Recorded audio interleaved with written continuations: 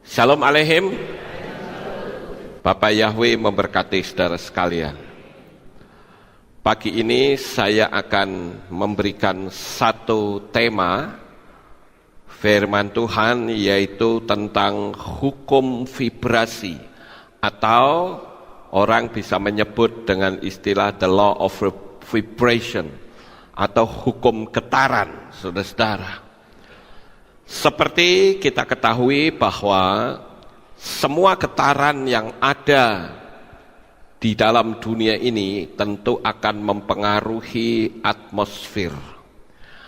Ada satu penyelidikan secara teknologi, yaitu orang membuka satu pancuran, kemudian didekatkan sesuatu yang mengandung frekuensi, maka air yang mengalir ke bawah itu tidak lurus, saudara-saudara, tapi dia bisa berbelok, bahkan bisa membentuk seperti spiral. Nah, itu adalah karena dipengaruhi oleh frekuensi. Dan perlu saudara ketahui bahwa Tuhan itu bekerja di dalam sistemik yang Dia ciptakan. Tentu saja, kalau kita melihat adanya gelombang frekuensi yang tidak nampak, yang akan bisa mengubahkan sesuatu, maka saya juga katakan, keinginan hati saudara itu juga memancarkan vibrasi. Keinginan itu juga sebuah getaran. Dan sayang sekali saudara-saudara, dari banyak sekali orang-orang yang memberi masukan kepada saya, kebanyakan vibrasi hati orang itu justru menjadi penghambat hukum law of attraction, atau hukum daya tarik menarik. Selama beberapa waktu ini saya mendapatkan banyak sekali orang-orang yang bertanya, Pak, saya sudah melakukan ini, kenapa kok tidak berhasil? Lalu saya coba untuk bertanya, saya coba untuk konseling dia.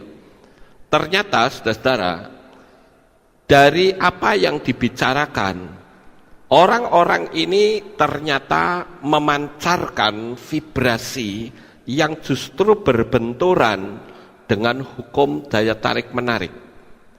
Dan saya katakan, selama hatimu belum dirubah, maka kamu melakukan hukum loa akan gagal. Lalu apa yang harus saya katakan? Tentu saya tidak hanya berkata berdoa saja, tetapi ada beberapa trik yang harus dia lakukan. Saya sering mengatakan, coba kamu bermeditasi supaya hatimu tenang. Memang dia katakan, saya melakukan meditasi dan hati saya tenang. Tetapi kalau saya melihat orang yang melukai hati saya, itu timbul lagi. Jadi meditasinya itu akan sia-sia, saudara-saudara. Nah, pagi ini saya akan mencoba untuk memberikan sedikit masukan kepada saudara, agar supaya kita bisa mengantisipasi munculnya vibrasi energi negatif yang bertentangan dengan hukum daya tarik menarik. Dan rata-rata vibrasi itu yang muncul adalah karena adanya kemarahan, adanya kepahitan hati, adanya kejengkelan terhadap seseorang. Memang kita tahu, saudara-saudara, bahwa manusia itu tidak ada yang kebal terhadap serangan batin. Sekali lagi, manusia tidak ada yang kebal terhadap serangan batin. Saya akan ajak saudara sekalian untuk membaca beberapa ayat firman Tuhan terlebih dahulu, supaya menjadi landasan dalam materi kita pada pagi ini. Kita akan buka, saudara-saudara, di dalam kitab Shemot Kitab Shemot atau kitab Keluaran pasal 1 ayat 13 sampai ayat 14. Ini sebagai landasan kita terlebih dahulu.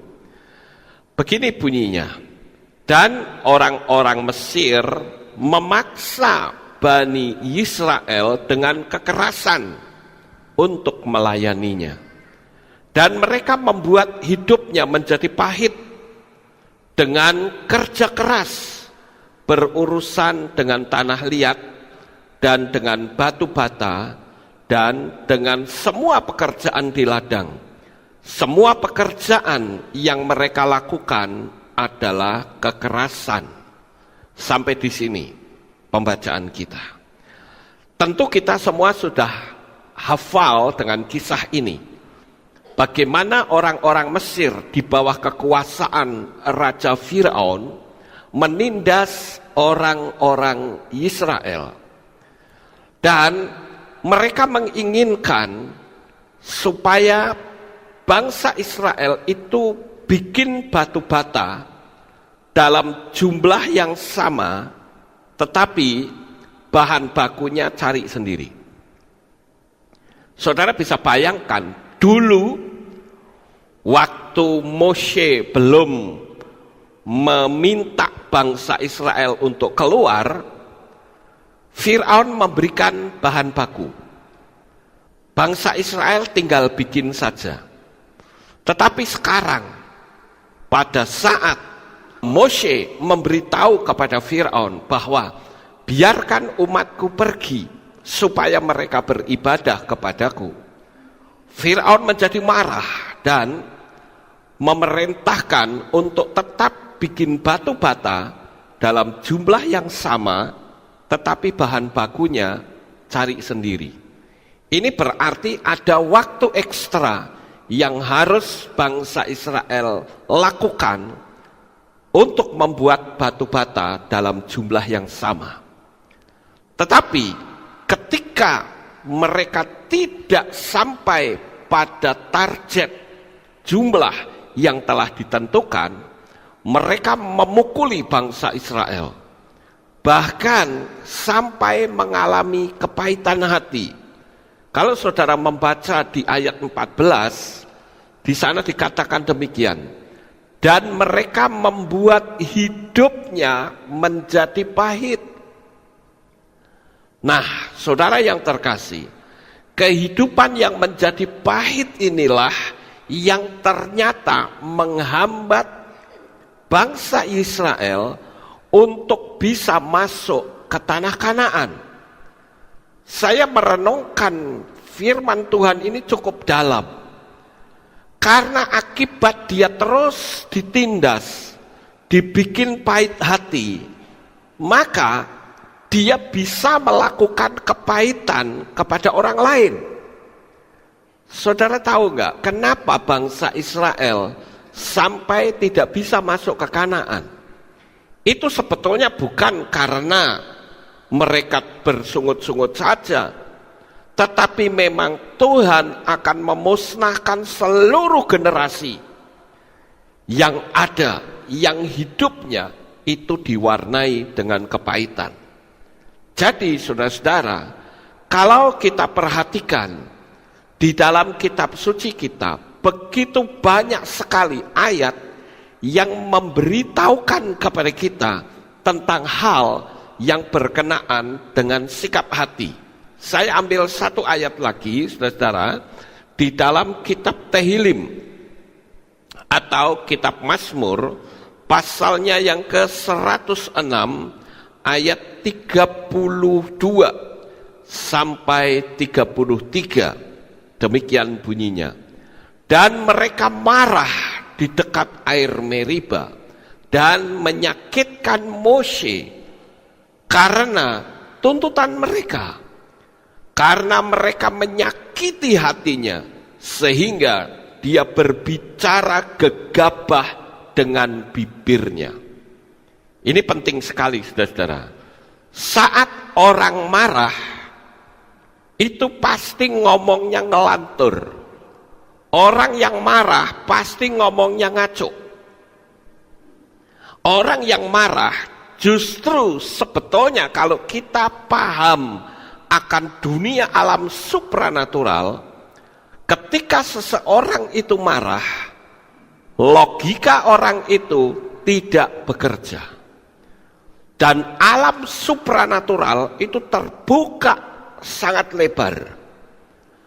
Nah, kebanyakan ketika orang marah, dia akan dikuasai oleh emosinya, sementara yang dia luapkan adalah kejengkelan. Akibat dia mungkin dilukai dan disakiti orang-orang lain.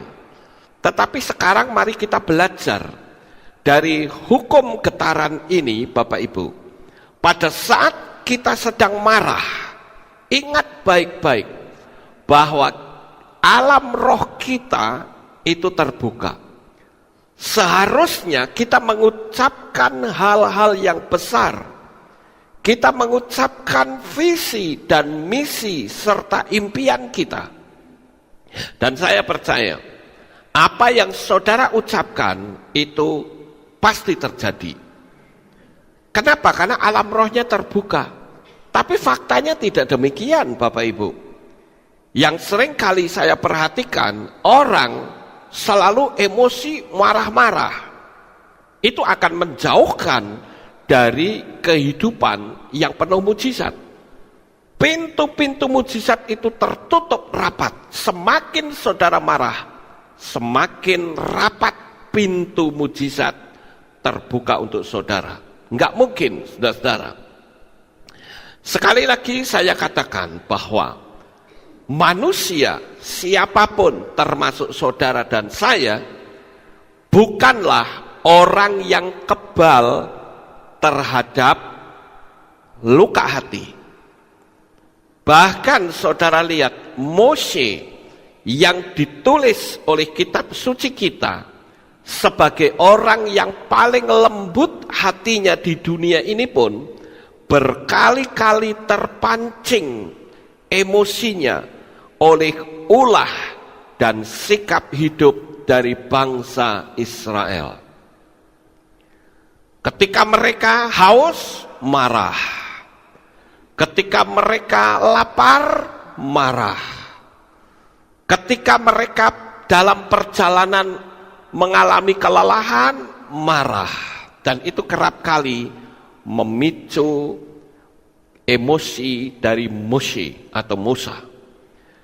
Saya katakan sekali lagi saudara, bahwa tiap-tiap manusia, siapapun kita, bukanlah orang yang kebal terhadap emosi. Orang yang tidak kebal terhadap panah berapi yang namanya kepahitan. Saya kalau bisa tunjukkan kepada saudara, ada begitu banyak nabi-nabi, raja-raja, bahkan pernah mengalami kasus yang sama. Dia dilukai oleh orang luar. Cuman bedanya, ada yang mampu menyelesaikan, ada yang tidak mampu menyelesaikan. Saya ambil satu contoh, misalnya Yitzhak. Yitzhak itu adalah anak dari Abraham.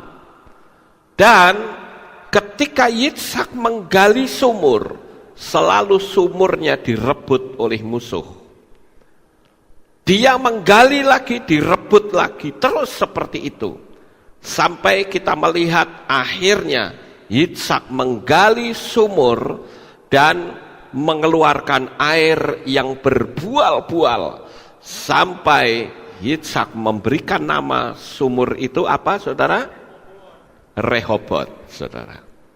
Tetapi ada satu hal yang cukup menarik sebetulnya kalau kita mau melihat kisah dari Yitzhak, saudara. Ketika dia menggali sumur, sumurnya direbut orang. Tetapi Yitzhak tidak emosi. Dia tidak marah, direbut, ya sudah, saya gali lagi yang lain. Dan sumur yang direbut orang itu tidak bisa mengeluarkan air dengan baik. Buktinya apa? Sumur-sumur itu nantinya ditablek, ditutup, saudara-saudara. Jadi selama Yitzhak yang melakukannya, maka membawa hasil. Kenapa seperti itu? Karena vibrasi hati Yitzhak itu begitu luar biasa. Bahkan kitab suci sampai mengatakan, Yitzhak ini menjadi orang yang kaya, bahkan sangat kaya, bertambah sangat kaya. Oh, itu luar biasa sekali, saudara-saudara. Jadi dimanapun Yitzhak berada, di situ rezeki mengalir dengan sangat luar biasa. Kembali dipicu dari sikap hati. Yitzhak itu sering kali dilukai. Moshe juga dilukai. Bahkan Yeftah juga dilukai. Karena Yeftah itu dianggap anak seorang pelacur. Yeftah dianggap anak haram. Sehingga orang menyingkirkan Yeftah. Tetapi Yeftah justru bisa menjadi seorang pahlawan. Oleh karena itu, Bapak Ibu Saudara yang terkasih, kita pada pagi ini belajar bagaimana caranya supaya ketika hati kita dilukai, kita sudah memiliki perlindungan. Elia juga seperti itu. Sampai-sampai dia ketakutan. Bukan cuma Elia, tetapi Daud juga begitu. Bayangkan saja, dia sudah dilantik, tetapi dia tidak kunjung duduk di istana kerajaan. Bukan cuma Daud, bahkan Yesua sendiri berkali-kali dilukai. Dan yang paling mengerikan saat Yesua dilukai adalah orang yang dia sayangi lari meninggalkannya. Dan itu tidak mudah, saudara-saudara. Kalau kita dimusuhi oleh orang yang tidak akrab dengan kita, itu gampang, itu peristiwa yang mudah. Tetapi kalau kita dimusuhi oleh orang yang dekat dengan kita, kadangkala kita tidak tahan. Kadangkala kita emosi, kadangkala kita marah. Dan sekali lagi, disitulah pintu mujizat Anda tertutup rapat. Sampai di sini paham Bapak Ibu? Jadi kita mesti berhati-hati.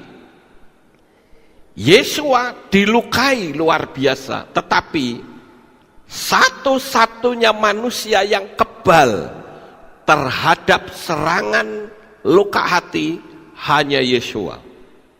Tidak ada orang yang seperti dia.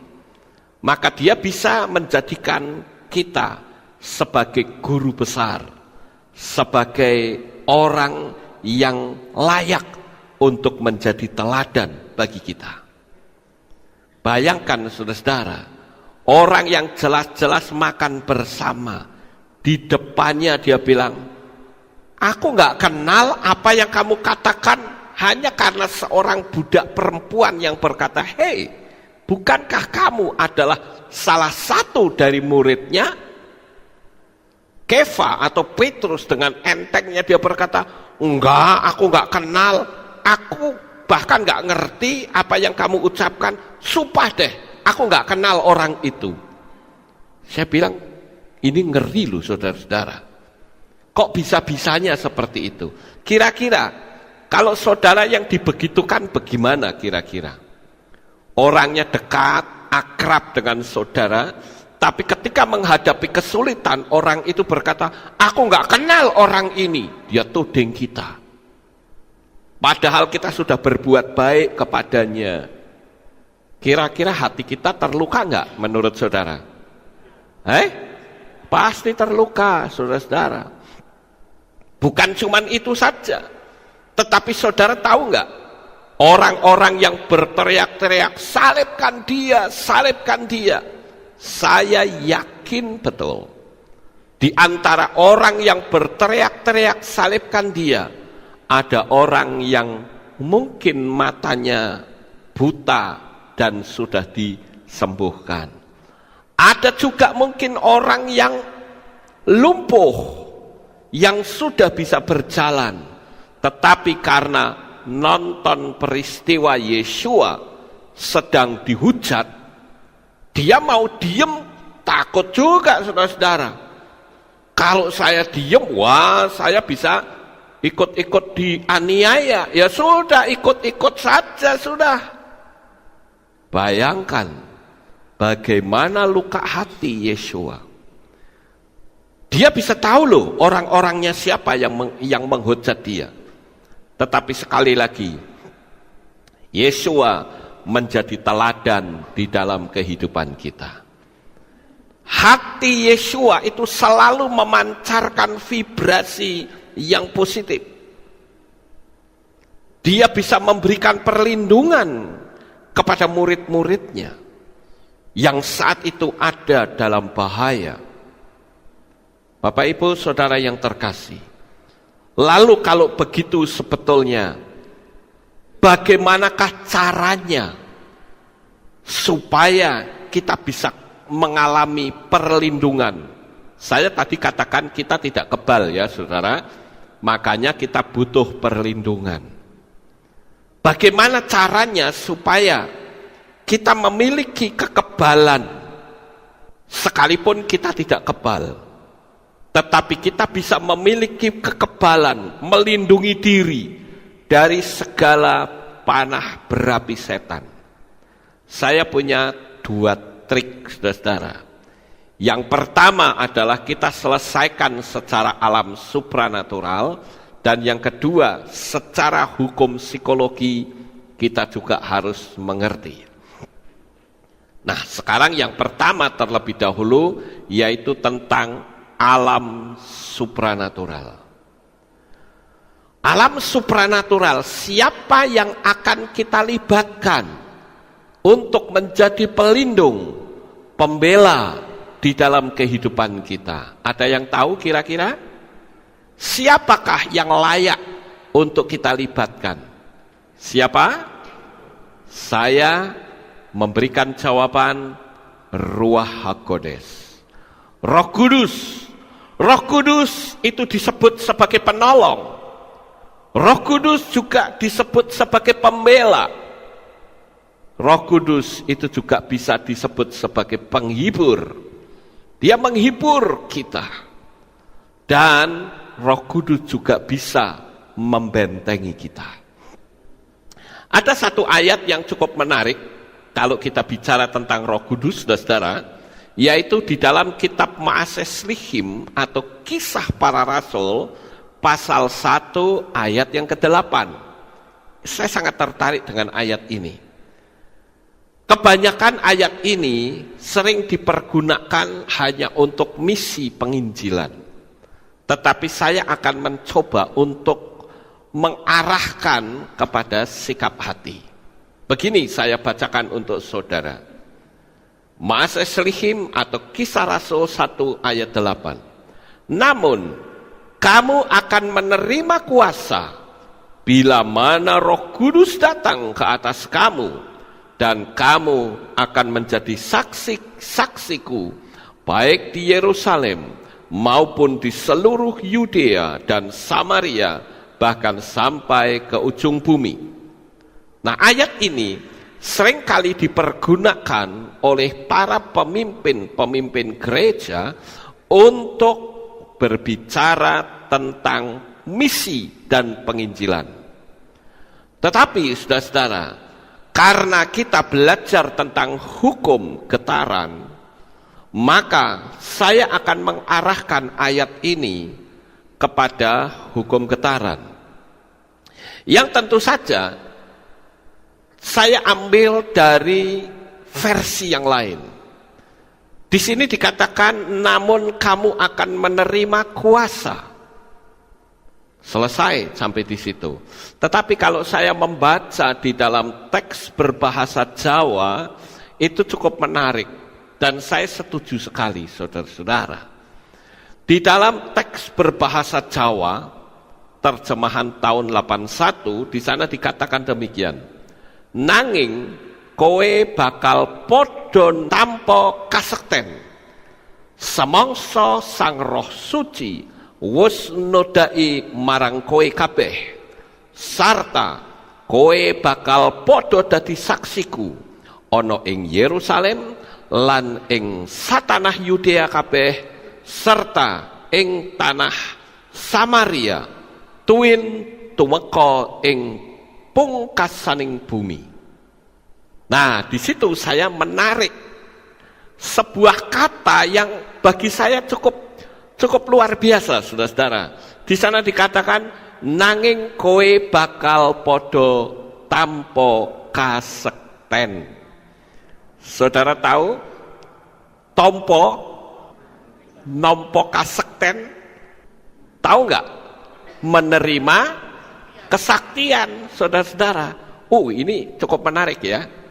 Artinya kuasa yang Tuhan berikan, yaitu Roh Kudus di dalam diri kita, itu membuat kita sakti, membuat kita kebal, saudara-saudara. Kalau orang sakti gimana sih? Ketika dipanah, dia akan berkata, ayo tunjukkan panahmu yang paling tajam, silahkan panah aku. Ketika dipanah, orang akan berkata, ini apa sih, ini bikin gatel saja, ya toh. Tapi kalau orang tidak kebal, jangankan kalau dipanah, dikepruk mukanya sama puak gitu, langsung ngamuknya wis ndak karu-karuan, saudara-saudara. Tapi kalau orang yang sakti dipanah, panah itu akan mental. Ketika dia ditusuk, maka pisau itu tidak akan sampai tembus ke dalam tubuhnya. Amin. Nah, kalau dalam dunia alam supranatural kita mengerti adanya alam yang disebut kesaktian, bisakah mental kita menjadi sakti oleh Roh Kudus? Sangat bisa, saudara-saudara. Makanya tadi saya katakan, saya akan melibatkan satu sosok pribadi yang saat ini ada bersama dengan kita semuanya. Ayo, berapa banyak di antara kita yang melibatkan Roh Kudus? Katanya saudara percaya kepada Roh Kudus, tetapi kenapa Roh Kudus tidak pernah saudara libatkan? Padahal kalau saudara melibatkan Roh Kudus, kekuatan kita itu besar, saudara-saudara. Saya barusan mendapatkan WA seseorang, saudara-saudara. Dan orang itu bercerita kepada saya. Dia berkata begini, Pak Lukas, saya mengucapkan terima kasih. Karena saya saat ini sudah tidak lagi diganggu oleh orang yang selama ini ganggu hidup saya. Saya jengkel, saya marah, saya pikir saya mau lapor polisi, saya pikir saya mau pakai preman. Tapi ketika saya mendengar khotbah Pak Lukas, saya disadarkan, ngapain saya pakai cara yang buruk seperti itu? Jangan-jangan saya malah kena hukum. Saya tanya, loh, lalu apa yang dia perbuat sama kamu? Dia bilang, dia mencemarkan nama saya, dia memfitnah ke sana kemari, yang tidak pernah saya lakukan. Tapi selalu saya ingat apa yang Pak Lukas katakan. Orang ini bencinya luar biasa dengan saya. Lalu saya lakukan, saya berkata, Tuhan, orang ini terus menerus melakukan penyerangan terhadap saya. Saya difitnah, saya dicaci maki, saya dihujat dan sebagainya. Lalu saya katakan, bahkan ngutukin, saudara-saudara, kutukannya itu ngeri sekali kata-katanya, yang saya rasa tidak nyaman kalau saya ucapkan. Lalu saya teringat apa yang Pak Lukas ajarkan, kembalikan semua kutukan kepada pemiliknya. Dan dia bercerita apa? Sekarang orang yang tukang mengutukin saya mati oleh kutukannya sendiri. Pertanyaannya, kita salah atau tidak? Tidak salah, saudara-saudara. Kalau saudara dikasih bom, saudara mau terima bom itu atau dikembalikan? Kembalikan. Dan saudara mengembalikan bom itu tidak salah. Ya kan? Orang mengutuk kita, ngapain kita emosi? Ngapain kita marah-marah? Kita berdoa saja, katakan, Tuhan, orang ini ngutukin saya terus. Dan hari ini, semua kutukan orang ini dalam nama Tuhan Yesua HaMasiah, saya kembalikan kepada pemiliknya. Dan saudara tahu, kutuk itu mental mengena dirinya sendiri. Bom yang dia kirim kepada kita ternyata tidak bisa meledak di sini, tetapi senjata makan Tuhan. Dia meledak dan orang itu mati. Oleh karena itu, saudara-saudara, kenapa saya katakan bahwa emosi kita yang buruk akan mampu merusak diri kita sendiri. Oleh sebab itu, kenapa Rasul Paulus atau Rabi Shaul ngajarin kita, kalau kita dimusuhi, kalau kita dihujat, dicaci maki, dan orang yang menghujat dan mencaci maki itu lapar, berilah dia makan.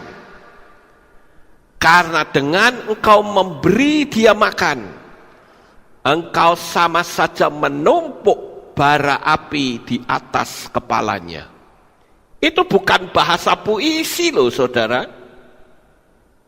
Itu bahasa nyata yang ada dalam dunia alam supranatural, dunia yang tidak kasat mata. Orang membenci kita, tapi kita bisa mengasihi. Kalau orang itu terus membenci, maka kebencian akan menimpa dirinya sendiri.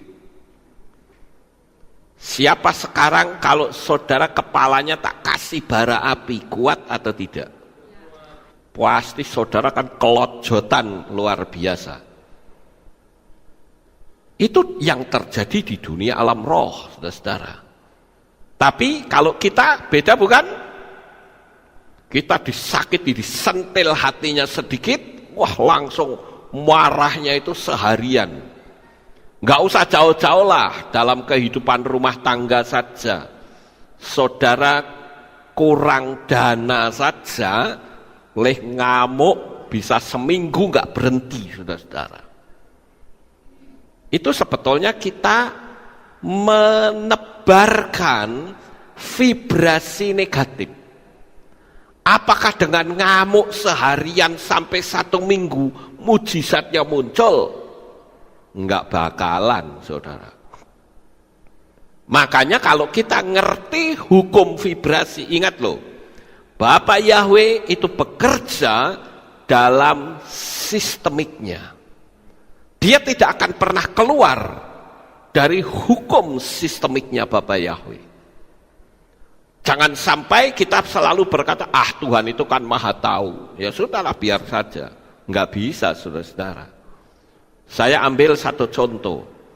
Mungkin saudara masih ingat, beberapa waktu yang lalu ada seorang pendeta perempuan yang cantik yang diperkosa oleh orang dan dibunuh di tengah hutan.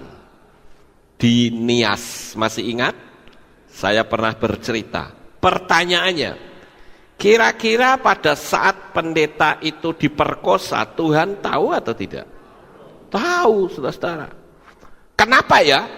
Kok Tuhan tidak tiba-tiba turun dari langit berupa api, kemudian orang yang memperkosa itu dibakar hidup-hidup di situ? Kok tidak dilakukan seperti itu ya? Apakah Tuhan itu berpangku tangan? Apakah Tuhan itu jahat? Kok dibiarkan seperti itu? Karena dia bekerja dalam sistemiknya Tuhan, saudara-saudara. Dia bekerja dalam aturannya yang dia buat sendiri. Tapi saya meyakini, Ketika perempuan itu mau diperkosa dan dia ngerti hukum sistemiknya Tuhan, dia tatap wajah laki-laki itu dan berkata, "Hai setan, pergi kamu." Saya yakin setan itu akan pergi dan orang itu akan lari. Itu masuk dalam sistemiknya Tuhan. Tapi yang terjadi apa? Tolonglah, tolonglah, tolonglah.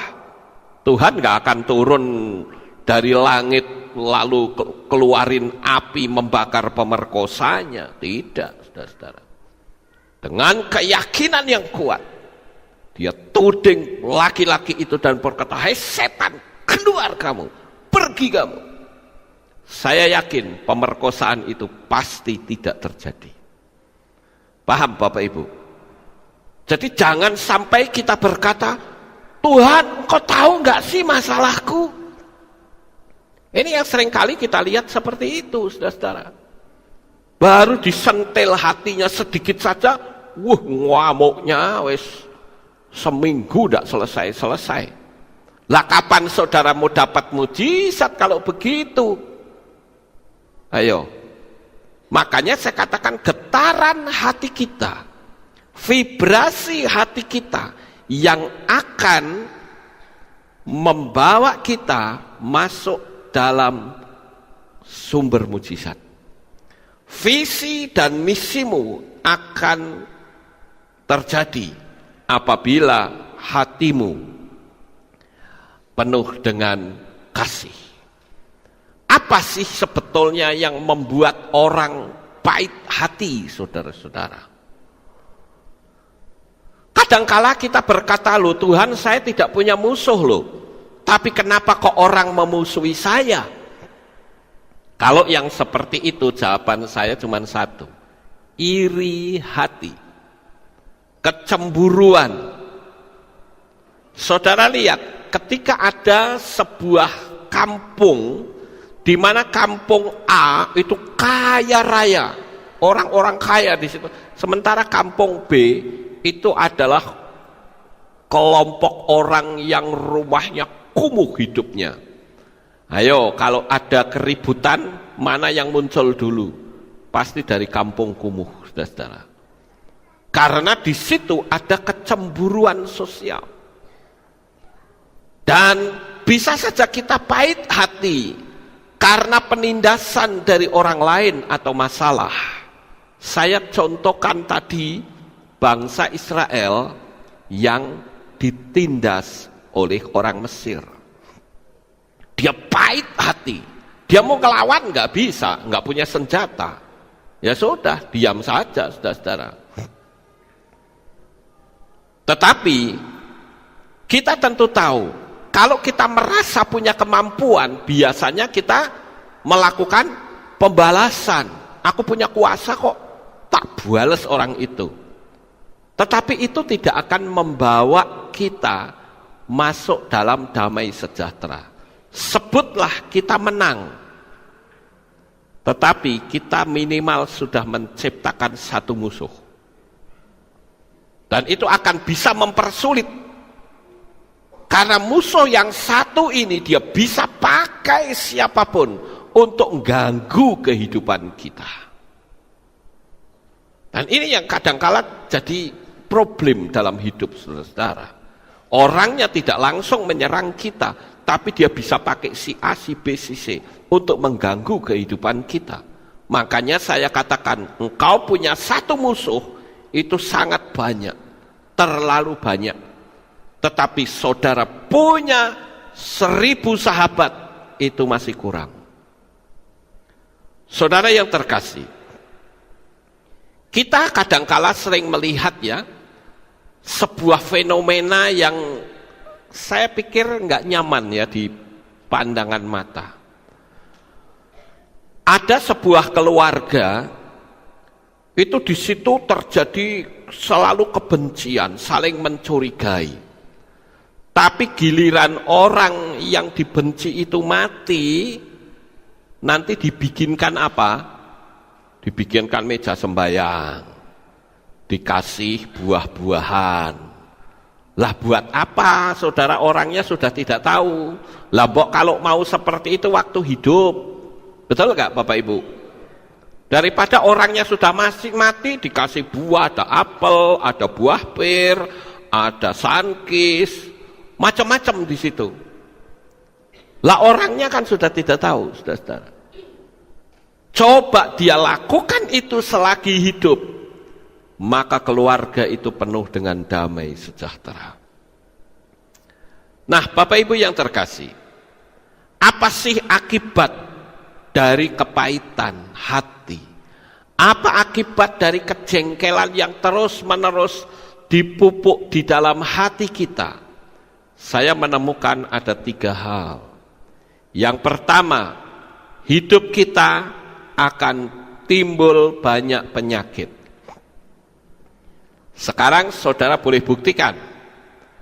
Kalau saudara ketemu dengan orang yang kena kanker di dalam, apakah itu kanker payudara atau kanker hati ataukah kanker usus, kanker apa saja pokoknya di dalam tubuh, selidiki gaya hidupnya masa lalu.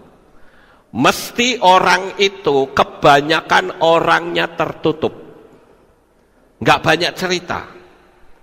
Jadi tiap-tiap masalah itu selalu diendem di dalam dirinya, yang mengakibatkan munculnya penyakit. Dan itu sangat berbahaya kalau tidak segera dikeluarkan, Bapak Ibu. Bukan cuma itu saja, tetapi juga muncul penyakit-penyakit yang berbahaya. Kenapa ada orang yang sampai kena kanker? Lihat sajalah latar belakangnya. Pasti kalau enggak dia ngendem, ya, semua serangan panah berapi yang bikin hati luka, dia tidak bisa membuat sebuah pembalasan. Sehingga ya sudah dinikmati saja. Dan itu menjadi penyakit yang mengerikan. Yang kedua, orang yang banyak memendam rasa pahit, hidupnya akan mudah capek. Energinya banyak habis. Makanya orang-orang yang seperti ini, saya bikin materi ini supaya saudara sadar, butuh mujizat, selesaikan dulu di dalam hidup saudara. Kenapa Yesua pernah berkata, kalau kamu mau berdoa, pergilah kepada orang yang memusuhimu dan buat mereka damai denganmu. Baru kamu datang kepadaku dan berdoa. Kenapa Yesua berkata begitu? Karena dengan doa, dengan hati yang damai, terobosan kita masuk ke dunia alam mujizat itu akan sangat mudah. Tetapi selama di dalam diri kita masih diwarnai dengan rasa pahit, jengkel dan sebagainya, akan sulit, saudara-saudara. Kemudian yang ketiga, hidup tanpa mujizat.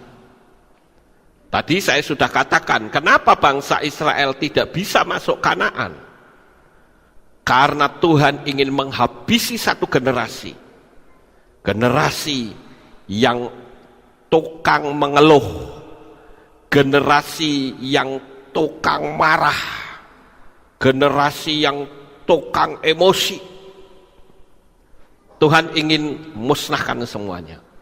Jadi generasi yang keluar dari Mesir habis di padang pasir, saudara-saudara, di padang gurun selama 40 tahun. Tetapi dari anak-anak mereka yang lahir di padang gurun, itulah yang bisa masuk ke Kanaan. Nah, saudara yang terkasih, sekarang bagaimana menghadapi orang yang menyakiti hati? Ada banyak trik yang saya perlu ajarkan kepada saudara dan kita sama-sama belajar. Ya. Karena sekali lagi, saudara akan capek kalau energi saudara itu dipakai untuk fokus pada orang-orang yang melukai hidup saudara. Apapun yang saudara lakukan itu selalu dikritik oleh orang itu. Kita harus punya sikap seperti apa? Kalau saya punya satu jurus yang paling ampuh, EGP, saudara-saudara. Orang kritik kita, orang menghina kita, saya akan selalu berkata, emang gua pikirin. Ya, lu mau ngomong apa kek, emang gua pikirin. Kalau sampai kita melakukan penyerangan, berarti level kita turunkan kepada level orang yang masih rendah, dan itu akan merugikan diri saudara. Sekarang kalau dia mengkritik terus mau apa? Ya toh? Apakah dia bisa mengubah kehidupan kita? Enggak akan. Kecuali kalau kita ngikutin kritikannya dia, kita bahkan bisa luka hati, sakit hati. Kalau saya emang gue pikirin, terserahlah orang mau kritik, kayak dia punya mulut kok, dia punya hak untuk bersuara. Itu yang pertama kita mesti ngerti. Jadi kita fokus saja kepada visi dan impian kita. Jangan pedulikan omongan orang. Paham Bapak Ibu? Itu secara hukum psikologinya. Tapi kalau saudara terus ngurusin orang yang tukang kritik, saya katakan, tukang kritik tidak akan berhenti sampai dia mati atau dia sadar dan bertobat. Ngapain kita ngurusin orang yang kayak begitu, saudara? Kenapa kita tidak ngurusin, kita fokus pada misi dan impian kita? Amin, Bapak Ibu. Kemudian yang berikutnya, kadangkala orang bisa saja sakit hati karena, saya ambil contoh ya, saya punya kue misalnya, saya punya kue, saya kasihkan kepada Brisco, misal ya, Brisco ini ada kue, saya memberi dengan kasih, saudara-saudara. Ini Brisco, saya kasih kue ya. Oh ya, terima kasih. Tapi saya dengar bahwa kue saya yang dikasihkan Brisco diberikan sama anjing. Kadang-kala saya luka hati, bukan? Waduh, long saya kasih kok malah dikek asu. Ya toh, saudara-saudara? Saya sakit hati. Itu salah. Kenapa? Karena kalau sampai Brisco memberikan kepada anjing, dia punya pertimbangan tersendiri. Bisa saja Brisco bilang, oh jangan-jangan ini papi kasih kue saya ada virus coronanya ini. Kan bisa, saudara ya. Atau aku nggak suka ini, ya daripada dibuang ya sudah kasihkan anjing saja. Tapi saudara, porsi saya memberikan kue kepada Brisco dengan kasih itu punya nilai sendiri di hadapan Tuhan. Paham? Jadi perkara nanti kue saya mau dikasihkan anjing kek, mau dikasihkan kucing kek, mau dikasihkan orang luar, itu bukan urusan saya. Urusan saya memberi dengan kasih, dan Tuhan menilai hati saya. Paham Bapak Ibu? Tapi kalau saya jadi pahit hati, berarti nilai saya akan anjlok turun. Sampai di sini paham? Ini kita mesti ngerti di situ, saudara-saudara, ngapain kita pusing? Ya. Makanya kenapa begitu banyak orang yang katanya, aku mengembalikan perpuluhan. Loh kok pendeta ini saya sugih? Maka saya sih mengatakan, Anda tidak ingin saya kaya, jangan kasih perpuluhan. Tapi saya punya keyakinan, hidup saya tidak akan pernah turun. Kenapa? Karena saya tahu bahwa selama vibrasi saya baik, selama saya melayani dengan tulus, Bapa Yahweh sekali-kali tidak akan pernah meninggalkan saya. Hanya itu saja. Ngapain pusing, saudara-saudara? Ya kan? Makanya kalau ada orang bilang, oh nyeneng ke pendeta nih, ora usah kei, ya nggak apa-apa. Nah sekarang, bagaimana ketika kita mendengar ada orang yang di depan kita itu baik banget, tapi di belakang menjelek-jelekan kita? Apakah perlu kita telepon orangnya, kamu ternyata di belakang saya kurang ajar ya? Kalau saya mah nggak perlu, saudara-saudara. Saya cukup tahu saja, tapi saya nggak perlu menembusin orang. Banyak kok orang yang di depan saya itu baik, tapi di belakangnya menghambat pelayanan. Banyak. Dan orang tidak pernah mengira kalau apa yang dia ucapkan bisa tembus pada saya. Kan ada pepatah tuh, dinding-dinding punya telinga kan? Saya dengar bagaimana reaksi saya. Ya biarkan saja, emang gua pikirin. Ya kan? Yang rugi kan dia sendiri. Jadi ngapain kita pusing dengan orang-orang yang seperti itu, saudara-saudara? Lalu bagaimana dengan orang yang kalau ngomong tuh selalu jelekit, kasar sama kita? Kembali lagi jurus EGP itu bagi saya paling ampuh, saudara-saudara. Karena jurus EGP bagi saya itu saya punya isi dari huruf EGP itu apa? Yaitu hidup saya, kesuksesan saya tidak ditentukan oleh omongan orang yang kasar dan jelek. Tapi hidup saya, kesuksesan saya itu karena hidup saya bersama dengan Tuhan. Ngapain kita pusing, saudara? Saudara butuh mujizat gak? Kalau butuh mujizat ya sudah, lakukan saja. Ngapain kita pusing dengan orang lain? Inilah yang saya sebut hukum vibrasi, saudara-saudara. Lalu, bisakah kesembuhan sakit hati dengan melukai orang lain? Enggak akan bisa, saudara-saudara. Jadi jangan saudara pikir, aku sudah dilukai, tak bales nanti.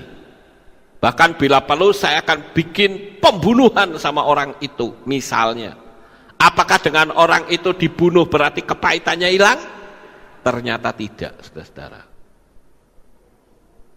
Ini terungkap ketika ada seseorang yang mewawancarai seseorang yang istrinya itu diperkosa oleh orang lain dan orang itu dihabisin, saudara-saudara, sampai dia masuk penjara dan kena hukuman 20 tahun penjara. Ada yang mewawancarai, terus hatimu bagaimana sekarang? Orang yang memperkosa istrimu sudah kau bunuh. Aku tidak bisa tenang karena aku statusnya adalah seorang pembunuh, saudara. Saya seorang pembunuh dan hatiku tidak bisa tenang. Kebencianku terhadap orang itu pun tidak akan hilang. Jadi saya katakan, kalau kamu ingin menyembuhkan sakit hati dengan melukai orang lain, itu sebetulnya adalah perbuatan yang sia-sia.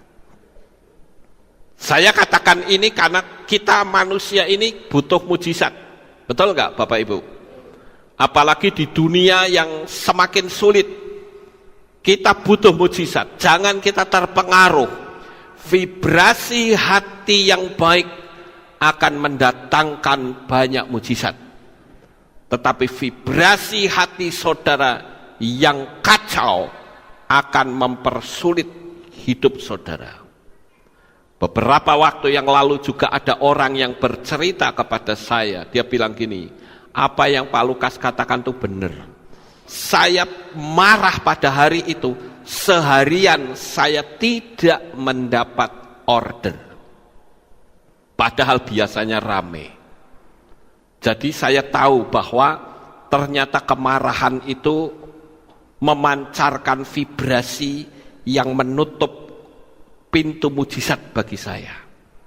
Saya hanya marah beberapa menit, tetapi seharian saya tidak mendapatkan order apapun. Ya saya bilang, ya kalau begitu apakah kamu masih mau mempertahankan rasa kemarahanmu, sakit hatimu? Enggak Pak, justru saya cerita ini karena saya sudah bertobat. Kalau saya marah ternyata merugikan diri saya sendiri, saya bilang bagus, jangan diulang lagi, percuma, saudara-saudara. Sekarang apa yang harus kita lakukan? Saya memiliki beberapa hal. Yang pertama adalah katakan pada diri sendiri bahwa engkau adalah orang hebat. Saya tidak tahu apakah saudara sudah mempraktekkan yang saya ajarkan. Ketika saudara berdiri di depan cermin, kalau saya nih, saya berdiri di depan cermin dan bilang, Lukas, kamu ternyata orang hebat loh ya. Saya bertanya, saudara melakukan itu atau tidak? Ya, ayo jujur, yang melakukan angkat tangan. Wah, banyak yang belum toh. Coba praktek, saudara-saudara. Kalau saya boleh tahu, kenapa Anda tidak mempraktekannya? Malu pada diri sendiri? Bisa. Kemudian apa? Saya nggak tahu. Saya mesti tanya nih ya sama orang-orang yang tidak mempraktekkan itu kenapa? Ada yang bisa jawab nggak? Ya, kenapa Bu? Lupa. Nah, kalau itu lain ya. Itu berarti hatinya tetap mau, tapi lupa. Nah, caranya gimana? Jangan lupa. Nah, sekarang yang tidak lupa tetapi tidak melakukan, itu kenapa? Coba kasih masukan buat saya. Tidak yakin. Nah ini ngeri, saudara. Betul itu kata Pak Tony. Karena tidak yakin, sehingga dia mau ngomong apa sih? Emangnya benar saya orang hebat? Saya kasih tahu, saudara-saudara. Siapapun engkau yang ada di sini, engkau yang duduk di belakang, di tengah, di depan, saya kasih tahu, engkau dilahirkan sebagai manusia hebat yang Tuhan ciptakan di dunia ini. Amin. Jadi kalau kita berkata, hey Lukas, kamu orang hebat, salah atau enggak? Tidak. Karena memang kita diciptakan sebagai orang yang hebat, saudara-saudara. Jadi ngomong seperti itu. Jangan isinya menjengkel, ngamuk, bededek atine. Ya, saudaramu butuh mujizat apa sih? Dengan hati yang seperti itu, coba. Saya mau tanya, ada nggak di sini yang tukang ngamuk, mujizatnya datang terus? Nggak ada, saudara. Saya tanya di mana-mana nggak ada, gitu loh.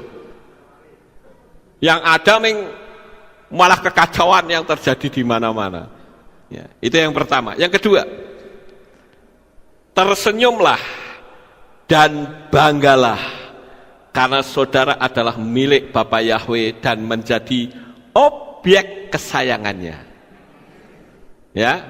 Jadi ketika saya berdiri di depan cermin, ini saya loh ya, saudara-saudara. Ya, saudara mau ikutin boleh, enggak juga enggak apa-apa. Ini cuma saya. Saya tak cerita. Saya dalam hati saya bilang gini, "Hei Lukas, kamu orang hebat loh ya. Kamu orang cerdas, kamu orang pandai."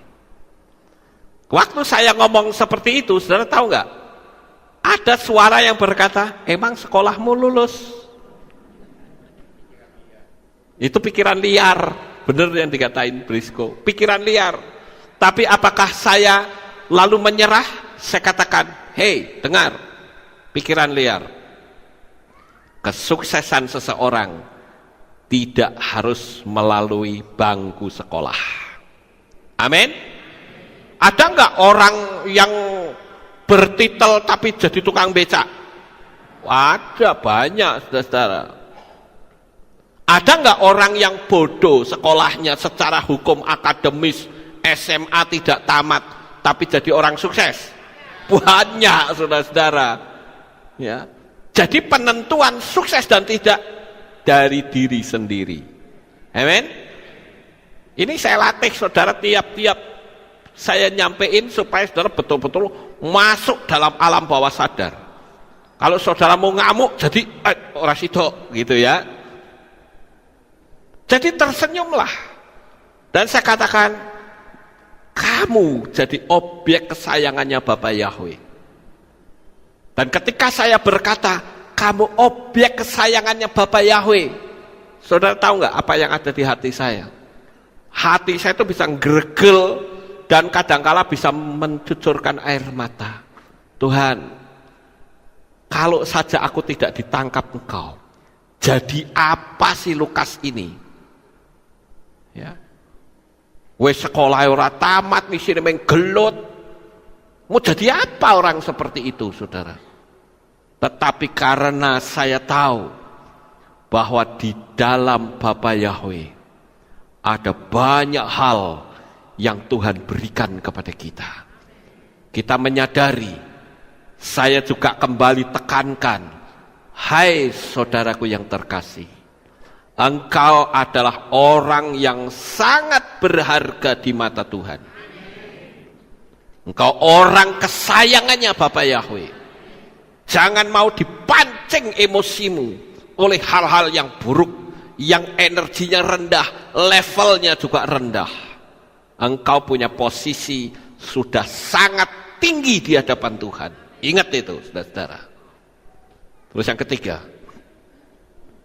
Tuhan itu dapat merasakan bagaimana saudara diperlakukan buruk oleh orang lain.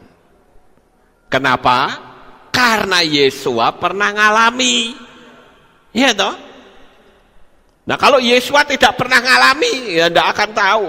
Jadi jangan pernah kita bilang, Tuhan kamu tahu nggak sih penderitaanku?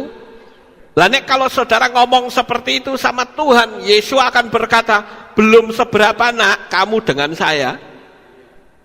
Ya toh saudara.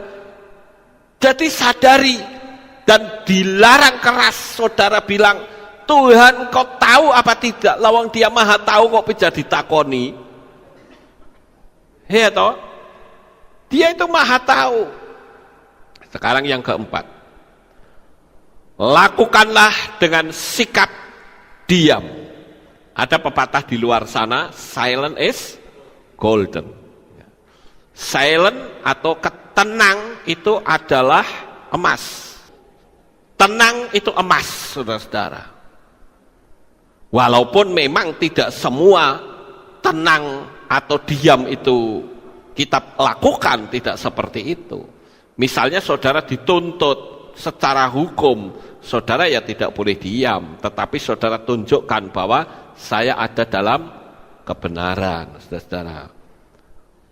Tapi kalau memang kita harus diam, saya kok yakin tangan Tuhan tidak pernah meninggalkan saudara.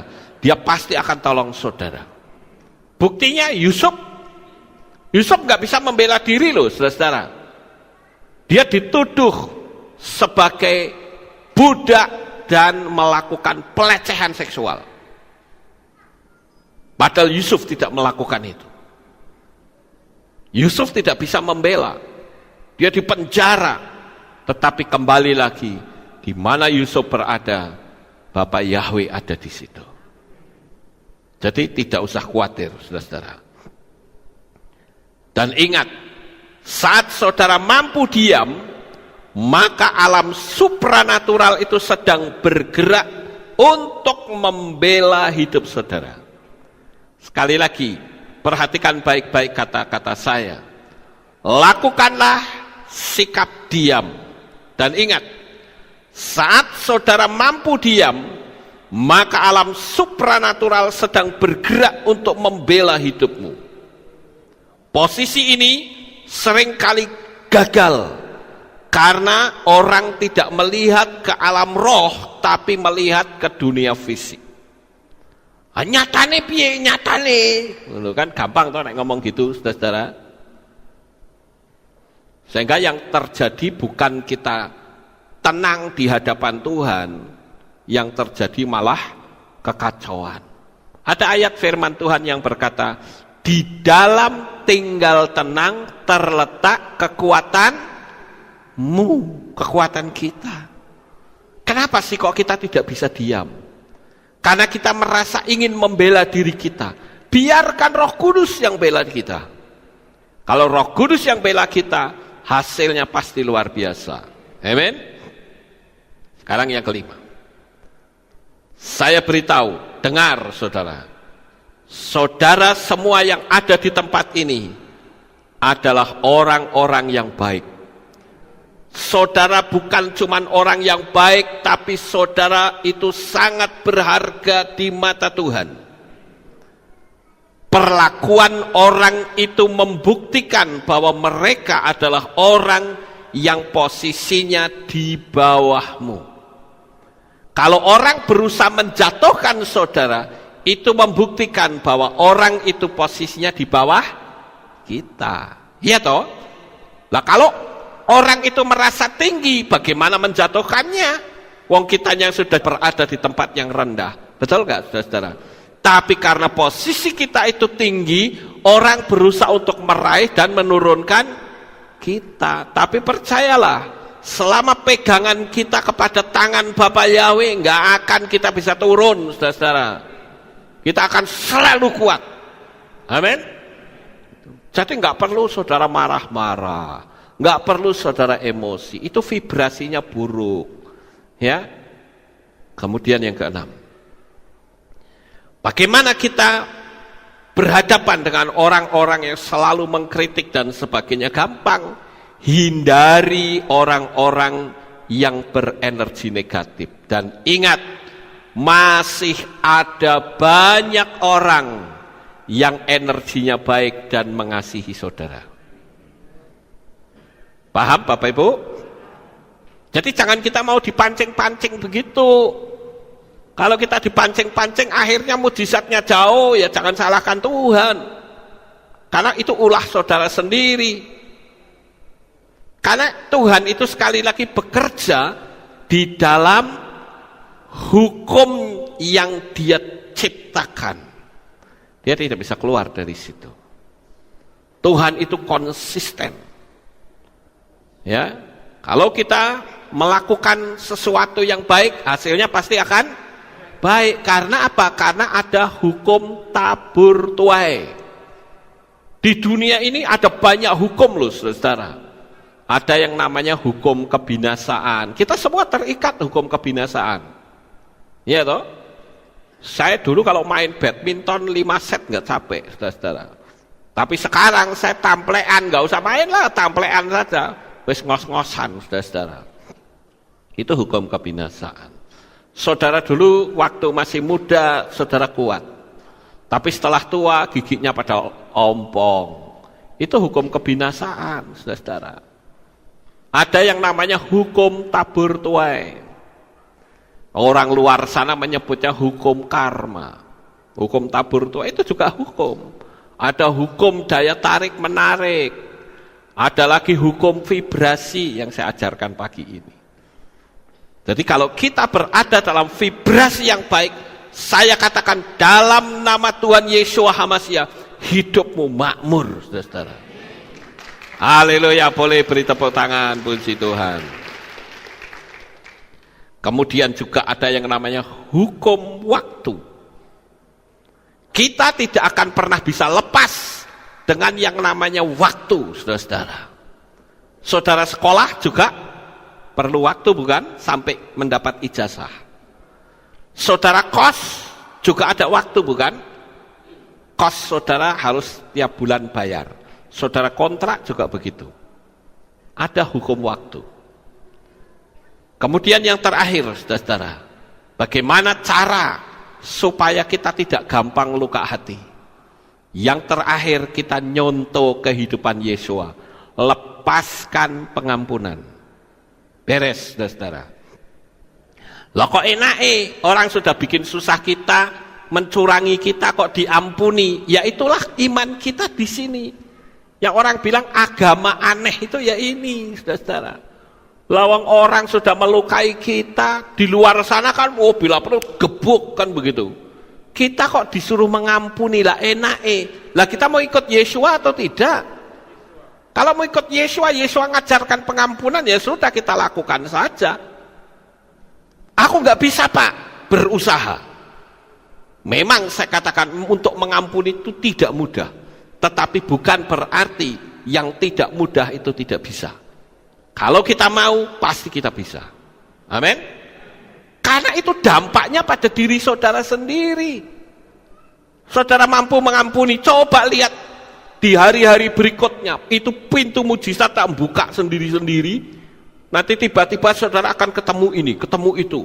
Banyak hal, rezekimu akan semakin melimpah. Yang untung siapa? Ya diri kita sendiri. Sampai di sini paham Bapak Ibu? Jadi jangan mau digobloki sama orang-orang yang memang sudah goblok, saudara. Ya. Ngapain kita ikut-ikut mereka? Jangan pernah turunkan level kita dari orang-orang yang memang levelnya sudah ada di bawah kita. Amin. Dan lihat hasilnya, saudara akan tertawa dengan sukacita karena kemenangan selalu menjadi milik saudara. Sukses besar untuk saudara. Bapak Yahweh memberkati. Haleluya.